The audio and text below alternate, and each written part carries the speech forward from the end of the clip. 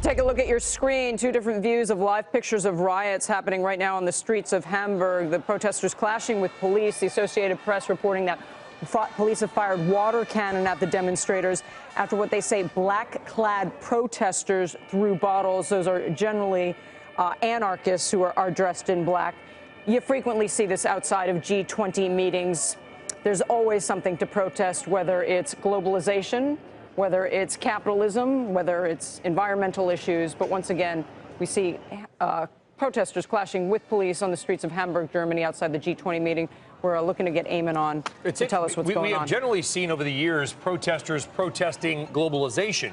To your point, we know the world has gotten maybe not smaller, but certainly there's been more of a retreat inside their own borders. So I wonder if this is a different group or the same group who is just tweaked for a different reason, Tyler. Eamon is a few blocks away and headed this way to be able to tell us what he sees on the ground there at the time. But to your point, Brian, if in the past they've protested against globalization and yet there is a retreat toward it, so you'd think they'd be happier at the moment or more pleased with what's going on in the world in terms of retrenchment. And of course, this happening just after President Trump met with Angela Merkel for about an hour, according to reports. They spoke about G20 issues, including North Korea, the Middle East, as well as Ukraine. This, according to a German government There spokesperson. is the word of the year, it seems to me. On the back of that bus, can we zoom in? That's angry. People are just angry. They might not know what they're angry about, but they're angry. On the left-hand side of the screen, Tyler's is what Tyler's pointing out. I don't think we have control of this camera. This is probably a live feed from Reuters Associated Press, and it's off to the left there that you can see it's going out of the screen. But yes, I think you're absolutely right. Angry is just the the word. word. I think there's a feeling, too, and this is not new. I mean, we've seen protests at G20, G7, G8 meetings.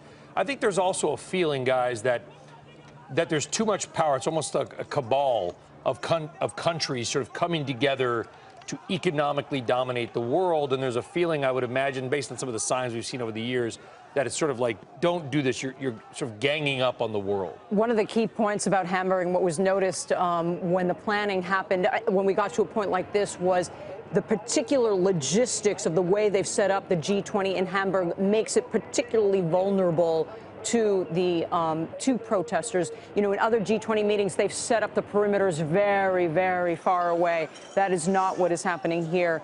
And as a result, there were reports that police were actually seizing various weapons and things in advance for fear of something like this. I don't remember whether it was a G20 meeting, but I'm sure many of you on the desk here and elsewhere remember the riots in Seattle. Yes. When Ron and Sana was there and they were using tear gas. I don't remember whether it was a G20.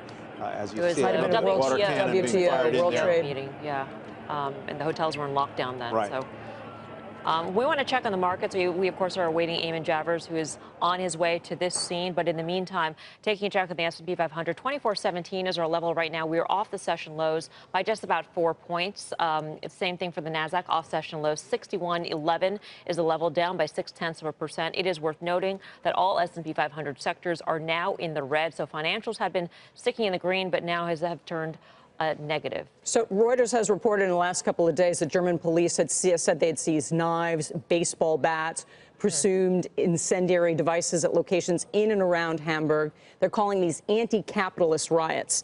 And they said they expected about 8,000 violent protesters to converge on Hamburg for these meetings. Many of the protesters also using iPhones. Hey there, thanks for checking out CNBC on YouTube. Be sure to subscribe to stay up to date on all of the day's biggest stories. You can also click on any of the videos around me to watch the latest from CNBC. Thanks for watching.